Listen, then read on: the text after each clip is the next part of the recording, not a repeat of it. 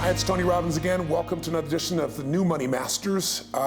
This edition I think you're going to find very, very interesting. It's going to be a little different. I've noticed that talking to some of our clients, they've been very excited about the content they've gotten, and you've been meeting some of the masters in the business, the people that really ran the 4-minute miles. You know, the Jeff Walkers with the first, $100,000 day. The Frank Kerns with a situation where he goes out and does, $18 million in 24 hours. John Reese, who did, first $1 million day in the business in the middle of a storm down there in Florida where he couldn't get to his house and did it all off a laptop. And people like Eben Pagan that started out literally at the very base bottom and built a real industry around the dating side for males. So I thought it'd be really interesting because people have interesting objections sometimes. They listen to people and they hear what they're saying, they know it's real, they go online, what they're saying makes sense, but then they'll come up with excuses or reasons in their head about why it was different for them. And some of the things I've heard from some people is, well, they're the gurus of the business. They were there in the very beginning. It's not the beginning anymore. Or, I'm not a brand like they are. Well, they weren't either to begin with. Or, they're selling money products and I'm not teaching people how to make money. I don't know what I want, but that's not what I want to do. Or the final one, they're boys and I'm a girl. They're men and I'm a woman. I need a different role model. So I thought for this session, it might be interesting to do a case study in someone who started with absolutely nothing, who wasn't a brand, who learned from some of the same people that I just described to you, studied Frank, for example, and Eben, and who was able to find a niche for herself, actually a couple of niches, and really maximize it and build herself a brand from scratch, build an extraordinary lifestyle, but really have a damn good time doing it and still be able to balance so many tough areas of her life. How do you be a great businesswoman and still feel feminine and still feel excited about your life and make a difference in the world with other people? So I brought for you today Marie Foleo, and she's an extraordinary woman. She's a Jersey girl. She's built it from scratch, and I'm really grateful to have you here. Thank you so much. I'm so honored. Now, I understand, it's interesting. We have a lot of common friends, Yes. with Eben and with Frank and so forth. And I understand you went to Unleash the Power Within many years ago. I did. I was like, first of all, when I got this call, I was so excited because you are really my gateway drug to the world of personal I development. don't think I've ever had that term before, gateway drug. It was a really good experience, but I remember in the beginning when I was trying to find my way and knowing that I had potential inside me, but not understanding how to get that potential out and Yes. make it into results. Yes. You were one of the people that I went to, and I was listening to you at the gym on the treadmill, and I had these dreams of dancing and these dreams of coaching and these dreams of helping people, but I didn't know how to make that a reality, and you were one of the people that really got me started. Well, I'm really pleased to hear that and thrilled to hear that. Well, tell me, you've developed an incredible success. You're foreign, got an international best-selling book now in, 6 languages? Yes. And your title is? It's Make Every Man Want You, How to Be So Irresistible You'll Barely Keep From Dating Yourself. That last line kills me. Okay, and your primary market is obviously women. You've Yes. done 4 best-selling DVDs on dance and exercise and fitness. So Yes. you kind of branched out in both dating and fitness in those areas. Yep. You've got a coaching business. Yep. I understand you've worked with Fox News online as a coaching consultant for them as well. So you've done incredibly well. But you didn't start out knowing this was where you wanted to be. You started out, as I understand it, really interested in business and finance. Is that right? Yeah, I did. I went to school for finance, and my first job out of college was on Wall Street on the New York Stock Exchange. And I remember I loved it because I have a ton of energy, and there's no seats on the New York Stock Exchange. Like, you run around like a maniac, screaming all day. So that part I absolutely loved. But something inside me kept saying, like, this is not what you're supposed to be doing in the world. And it was really disturbing because, my parents had invested money, I invested my own money, getting my education, and then discovering, like, wow, this isn't where I'm supposed to be. Right. But I don't know what I want. And that was the scary part. Now, so many people are in that place. They're doing something they don't love. Some people out of necessity, the current economy. Other people, they picked an area they thought they were going to love, Yes. or an area that everybody encouraged them to go to. And a lot of people just, when they get there, they know they're unhappy, but they don't know how to change. How did you make the shift? How long were you involved? What, 9, 10 months, if I remember right? Yes, I was 9, 10 months, and I have such a strong sense of intuition. It was like this little voice inside me kept saying, this is not where you're supposed to be. And it grew louder and louder and louder until I couldn't ignore it anymore. It felt like I had to make a change or something in me was going to die. And I called my parents and I said, I know you're going to think I'm crazy, but I need to go find what I'm meant to do in the world. And I was just 22 at that time. And I said, I'm just going to go on some odysseys because I feel like I'm really strong in business, but I'm also really creative. And I don't feel like I get that satisfaction from being on the floor of the New York Stock Exchange. Right. So I did a little dabbling in publishing. I was at Gourmet Magazine in the ad sales department and spent some time there. And I loved the people I worked with, but I didn't want to be my boss. I didn't want to be the publisher of a magazine. And very quickly, thankfully, I figured out, I was like, wow, if I don't want to be my boss, if I don't want to be the head of this magazine, this isn't where I should be.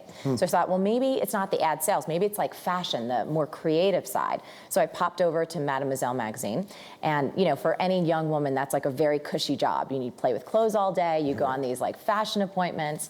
It was very luxurious and it was fun. But I had that feeling again. I'm like, I don't want to be the editor-in-chief. And then I started to feel like I was broken. I said, I know I'm smart. I graduated valedictorian of my class. Wow. So I knew I was a smart girl, but it was like time was starting to go by, but I didn't feel satisfied, and I certainly wasn't making great money. And you've now been on 3 odysseys, none of which have really fulfilled you. Exactly. And that's when I stumbled upon this article about life coaching. And it was so funny because I found it on the internet, and did you ever read something and you just go, oh my God, there's something in there, like something in me lit up. Right. And I realized that that was a piece of my real path. What appealed to you about it? I was so shocked that I could build a business helping other people have great lives. Because friends would always come to me for advice, and I was always loving coming up with strategic ideas and resources and just being a person who could really help people see things from different perspectives and help them move ahead in their lives. I actually, when I first started college, I thought I wanted to be a psychologist. I started taking psych classes, and it didn't feel right, and that's why I shifted to business. So when I discovered life coaching, it felt very forward-moving. It felt like there wasn't a lot of emphasis on the past. I didn't feel like I wanted to work on the past. I wanted to really strategically help people move ahead.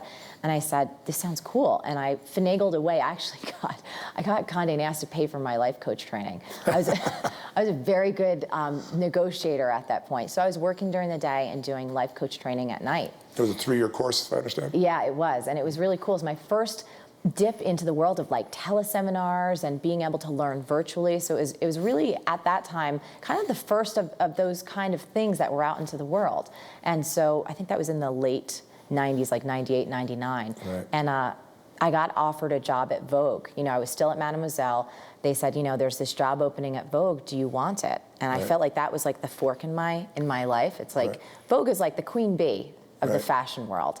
Or I'm going to do this weird life coaching thing that was like brand new and kind of cheesy or weird. You know what I mean? Yeah. And I looked within and I said, you know what? I have to do this thing. I know I'm like 23. Who's going to hire a 23-year-old life coach? I said, but I have to do this. And I quit my job and I started bartending and waiting tables and doing anything that I needed to do to bring money in while I built my business. You bring something up because so many people, they think it's all or nothing. They'll tell me, I can't do this. I need to support myself, so I can't build this business. And what I always say to people is, when is your normal job? And then typically they'll say 8 to 5, and I'll say, well, just curious, what do you do from 8 p.m. till 2 a.m. or 7 p.m. to 2 a.m.? That other 5, 6, 7 hours is how I built all of my businesses from the very beginning, because you don't have I didn't have the money and everything else to do. So you really did hustle your tail off in that stage. Tell me a little bit about that stage of your life and what it was like. It was uncomfortable and exciting all at once because I lived in New York City, which is not the least expensive city in the world, but I was so clear that that was where I was supposed to be. And I didn't want to sacrifice my quality of life, nor did I want to be desperate for coaching clients, because I knew intuitively that desperate energy would turn people off. Of course. And I just wanted to build my business authentically. I took so many jobs. I mean, as much as I could bartend, as much as I could wait tables, being people's like personal assistant, anything that I could potentially do just to have money coming in, I worked nonstop. And how was that when you went to go coach someone else when your life wasn't quite where you needed to be, because this was honestly my hot button. You know, I started the whole coaching business Yes. 3 decades ago, and I did it because at that time people would say, well, you're a psychologist, you're a psychiatrist, and no, and I didn't want to be Mr. Motivator, so I was trying to find the right metaphor, and for me, sports had always been huge for me, so coaching was it, and I did the whole thing based on results, though. Yes. There was no coaching business. No one used that term of art at that time. Right. But my whole thing is you only pay me if I got the result, and that's how I was able to do it when I was, 23 years old. Right. Then the coaching business became this monster that, later on it was like, giving birth to Frankenstein's child, because you had all these people out here calling themselves a life coach who hadn't even turned their life around. And honestly, it just made my stomach turn, because Yes. it wasn't based on results. It was just, I went to some class that somebody made up and I put my title up there. So I know you went through that phase within your own identity. It's one of the reasons I respect you, is Yes. you weren't getting the result. So what happened? So I was engaged to be married at that time. And I was living with my fiance then at a little studio apartment. And I was doing my best, and I knew I had talent in me, and I knew the clients that I was getting at that time, I was giving them my best. But because I wasn't satisfied in my own life, I felt like a fraud. And I said, Right. this is not cool with me. Not cool at all. Right. Even though they were happy with the services I was providing, it was Sure. like out of integrity. Around that time, I was taking a course with a guy called Dean Jackson, who actually knows Evan I know Page. him very well. Yes. He's a good friend of mine. He was teaching how to use ebooks to market your coaching practice. Right. And because I knew that marketing was the key in any business, I took his course. And so he said, just pick a subject that you love, that people love to talk to you about, that you want to research on, that you could write an ebook on. And I thought, women in relationships. In my mental theater, this title, Make Every Man Want You, appeared. And I was like, when you just know something's a winner, I was like, that's hot. It's a great title. It's a really good title. That's great. So I booked the URL and I started writing this book just as merely an exercise to fulfill the requirements of the class that Dean was teaching. Wow. Trying to be a good student. Wow. And he said, put something up, put your best stuff in there, and let's put it online and start selling it, and that'll attract people to your coaching practice.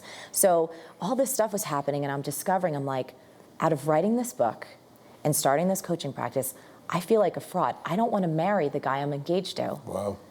And so it was really uncomfortable. You know what I mean? Really uncomfortable. It was, I said, okay, I need to break off this engagement. I don't even know if I should be a life coach, because clearly I just wrote this book, it's selling, I'm taking it down. I need some serious retooling.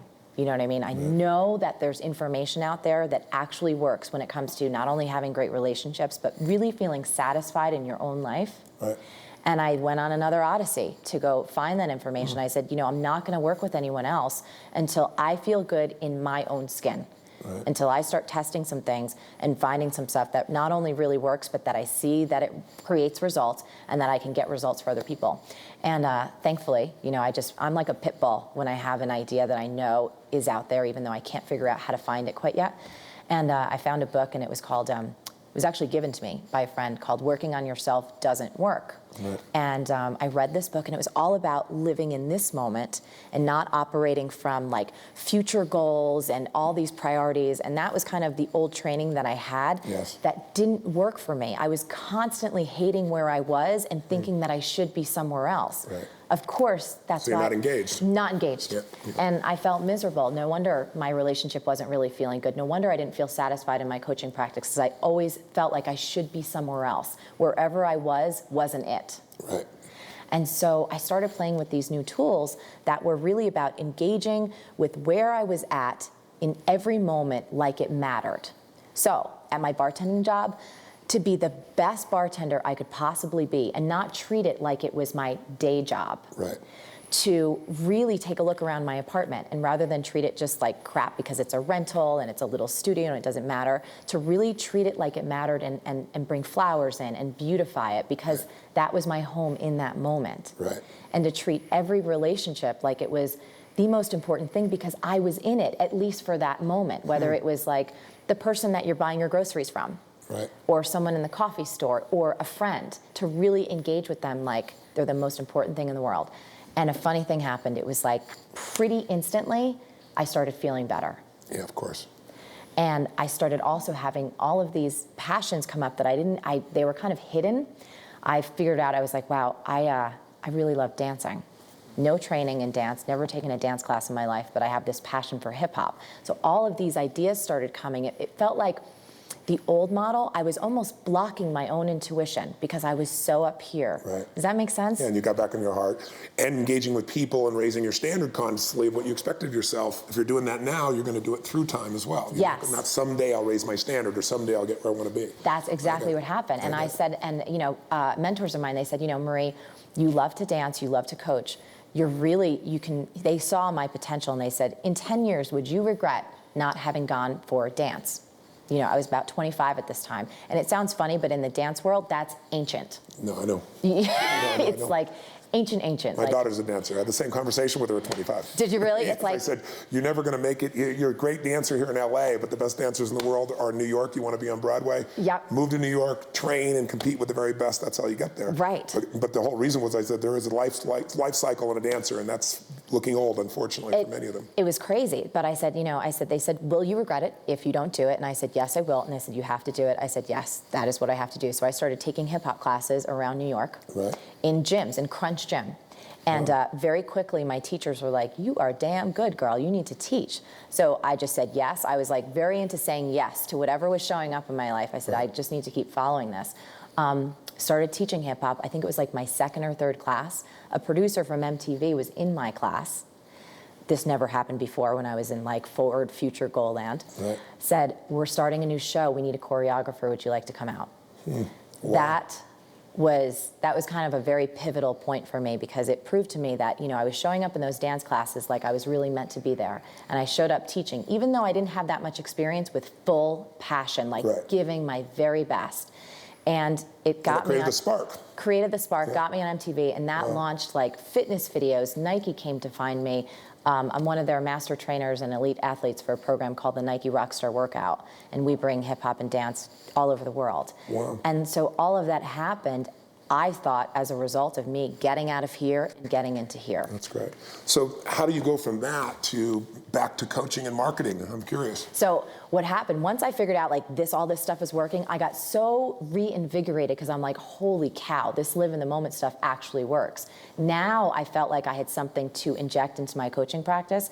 And at the same time, I met Josh. I met my partner who I've been with for 7 years now. And that relationship, just from the moment we met, I could tell it was different. I was operating different. He just showed up. He did not fit my pictures. I had like this idea of like the perfect man who I should be with. I'm from Jersey, so I like thought I was gonna be with a Guido. You know what I mean?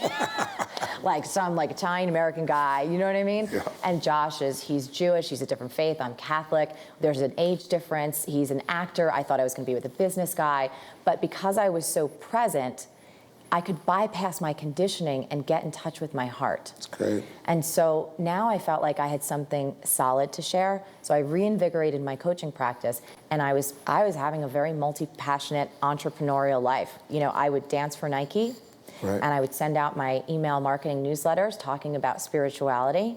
And then people would keep asking me, like, what about this Make Every Man Want You book? Eben Pagan has the dating series.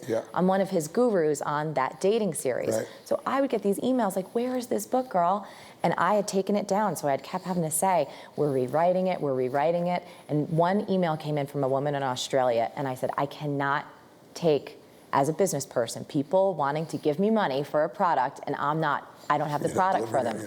So I decided to write it, and I said, you know what? I don't have the bandwidth to go through the whole publisher route. I was traveling so much with dance and teaching all over the world. I said, I'm gonna write this puppy and I'm gonna self-publish it, and I'm gonna do a damn good job doing it. So I hired the best editors I could find. I hired the best designers I could find, and I poured my heart out.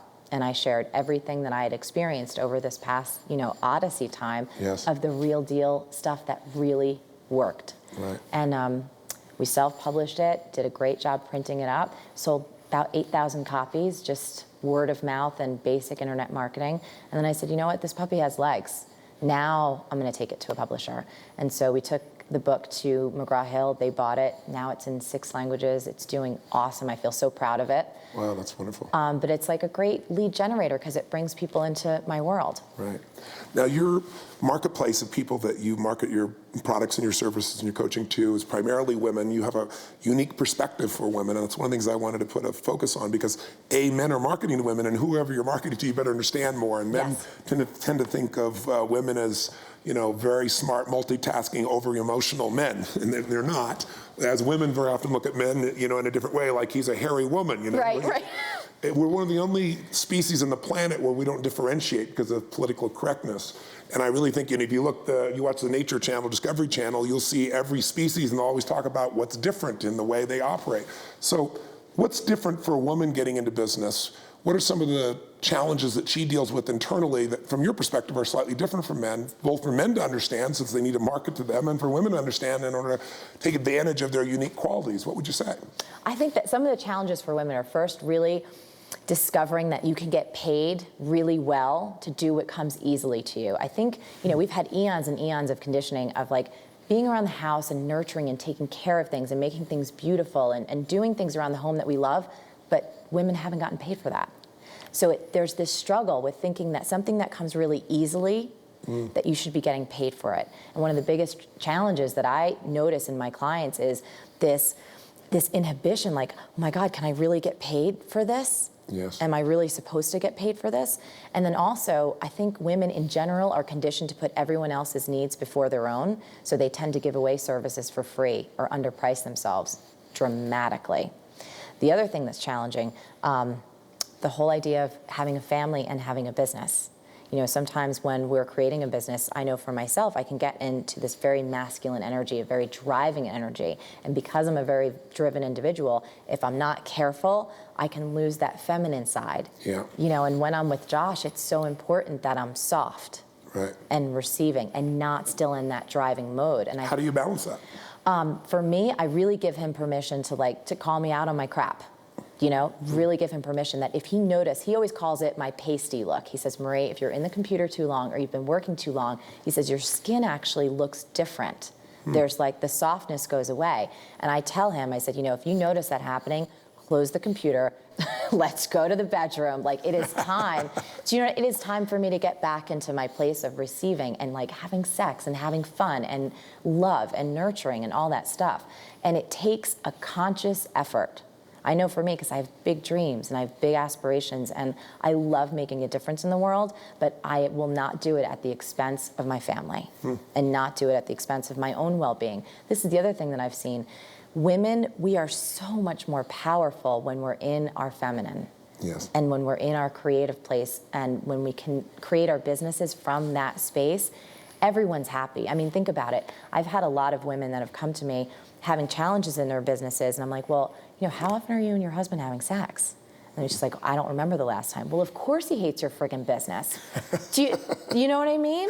Yes, I would know what you mean. It makes sense. I think every man there totally understands that. But and all it takes is just a few minutes, and to make. Is that all? Sometimes if that's all you got, that can do a lot. Obviously, you want to make time when you can. Yes. But even if you just woke up in the morning and said, hey, rather than just jump out of bed and dive right into the computer or all the different tasks, even if you just take 15 minutes to be intimate. What does that do to you as a woman when you're in your business? Oh, first of all, I don't get nearly as stressed out. Whenever you have a business, there's challenges. Challenges come up constantly, whether it's with your employees or your vendors or anything. Even, especially for me, running an internet-based business, technology in and of itself breaks constantly. Sure. My stress levels are so much lower. It's whatever. Facebook is down, Twitter is down, it's like BFD. Yeah. You know what I mean? If I'm satisfied as a woman, it is so much more, it's just so easy for me to handle the fluctuations in my business and to also treat people with such compassion and care. Clients, I have so much more space for them to be going through whatever they're going through and not want to force them to get over something. Right. It's just everything works seamlessly. So, one of the things I think is an advantage for you is you really seem to know your customer, and I think most people are still forgetting how important that is. Yes. They market out to the whole forest instead of the individual tree that needs their message. And how important is it to know your customers' wants and their needs and their desires and their hurts and their pains and their frustrations better than they know it themselves? I mean, is that something you see as part of your advantage? Is it a huge advantage? How important is it? I mean, it's part of my advantage because I spend the time to understand them. And you know, all marketing really is, all it is, it's about compassion. And it's about being able to get inside your ideal customer's mind and really understand everything about her almost better than she can, and to be able to articulate that better than she can. You know, some of my people, they'll write me and they'll be like, Marie, I feel like you're in my head. Like, how are you doing that? Because I sit down and I do the work. Partially too is because a lot of my ideal clients are people that want to do something like I want to do, but maybe are a little bit earlier on the journey. So I can really describe and go back and remember exactly how painful it was for me, you know, and really just try and jump into their shoes. And I think any great marketer does that. And we all have the potential to do that. That's really our jobs as marketers. It just takes a little bit of time, takes a little bit of attention, and it takes us digging deep. You know, and if you have any trouble doing that on your own, it's like, call people up. Call them up on the phone, talk to them, like have a real conversation. I talk with people on social media all the time. I've had other business owners say that I'm crazy. They're like, you know, Marie, you have, you know, thousands and thousands of people that are on your list or your fans or anything. Like, how do you have time to talk with them? I'm like, that's my job. My job is the relationships that I have with my people. And people ask me stuff on Twitter. I've direct messaged them and said, give me your phone number. And I pick up the phone, and even if it's a 5-minute conversation, I do it. I love the idea also. I do the same thing. I'm stopped every day on the street by people. And they say, oh, you changed my life, or whatever it is. And I dig in to see, why did they finally make the decision at that moment, or how did they change? And I'm fascinated by it. Like you, I'm hungry to know.